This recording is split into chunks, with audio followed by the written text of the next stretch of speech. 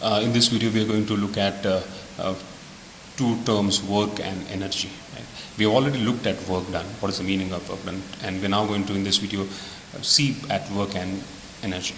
The first question that comes to mind is how much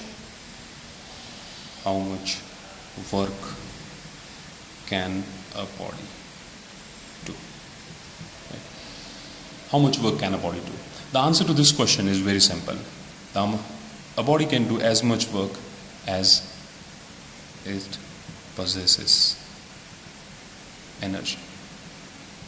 So, what we are saying is the amount of work done by a body is related to the amount of energy it possesses. If a body has got more energy, it will be able to do more work. Right? And hence, in physics, we'll say work and energy are one and the same.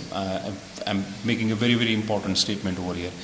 In physics, work and energy both are to be looked at as one and the same, right? In fact, they are two sides of the same coin. If a body does work, you can get an idea about how much work it does based on the amount of energy it possesses. Similarly, if you have an idea about how much energy the body possesses, you can get an idea about how much work it can do. So both are one and the same, and therefore work and energy have the same unit, joule. Right? So remember that work and energy are one and the same, are very, very similar, and their unit is joule. But in common parlance, we have got different units of energy that we commonly use. Let us begin with the simplest one.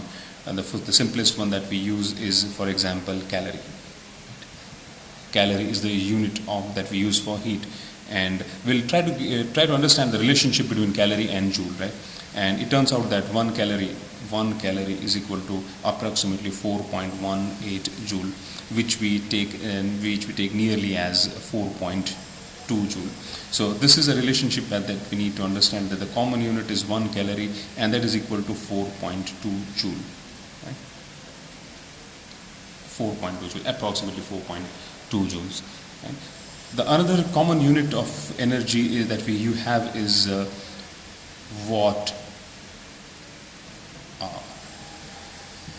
hour. Now this you may find a bit surprising. Let us try to understand how the unit of energy is watt hour. In the previous video, we saw that power is work done upon time. Right? If I write this equation in terms of its unit, I'll get watt, which is the unit of power, is equal to joule. I should write small j, joule, and time is second. Therefore, I can write joule is watt second. Right? And if I use a bigger unit of time, right, watt hour. This is a unit of joule is watt hour, and therefore we can very clearly see over here that watt hour is the unit of its unit of energy, because we say that the unit of work and energy is joule. So this is the unit of energy, joule, and therefore watt hour is the unit of energy. The reason why we use this unit is because if we use watt second, it will become a very large unit, in the sense that if we try to find out the energy possessed by an object, the number that we get a very large number, because we are looking at watt per second. But if we take watt hour, then it will turn out to be a smaller number, and a number that we can deal with. Therefore, we use the unit watt hour, and watt hour is generally denoted by capital W and small h. So watt hour, this is the symbol that we will use for watt hour, and this is symbol for joule. So joule and watt hour, they are both the units of energy. Please note that I am not saying 1 joule is watt, 1 watt hour over here. I am simply saying that I should remove the equal to signs. I am simply saying that watt hour turns out to be the unit of energy. Okay. So if you look at 1 watt hour, 1 watt hour. Watt is, this will give me 1. Now watt is joule per second, and 1 hour is 3600 seconds. Right?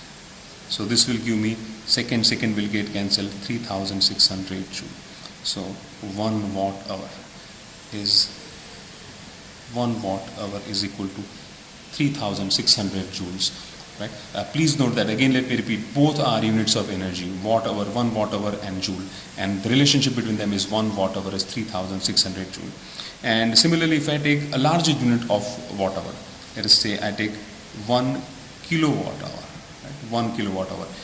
Since it is kilo, this will get multiplied by 3, so I'll get 3600 to 10 raised to 3 joules, and that can be written as 3.6 into 10 raised to 6 joule, right? 1 kilowatt hour, and this can be written as 3.6 megajoules, because mega is 10 raised to the power 6, so kilowatt hour. I think I'm struggling with space over here. 1 kilowatt hour is 3.6 megajoule. So that's another relationship between the units of energies. 1 kilowatt hour is 3.6 megajoule, and 1 watt hour is 3600 joules. This is commonly used unit in electricity, right? When we consume electricity at home, we get electricity bill, and generally the electricity board charges us. For example, the electricity board says that 1 unit will cost you, say for example, ₹6, right?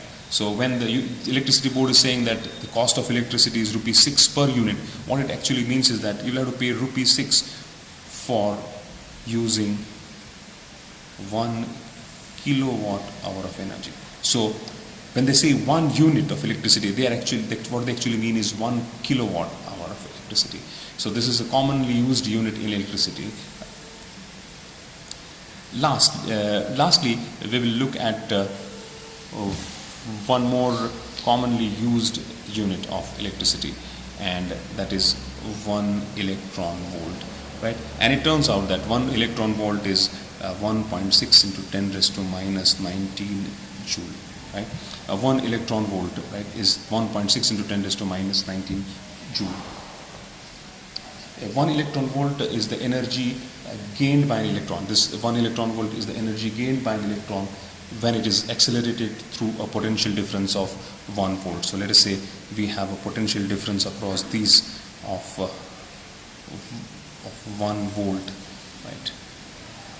Let us say that the potential difference across these 2 points is 1 volt.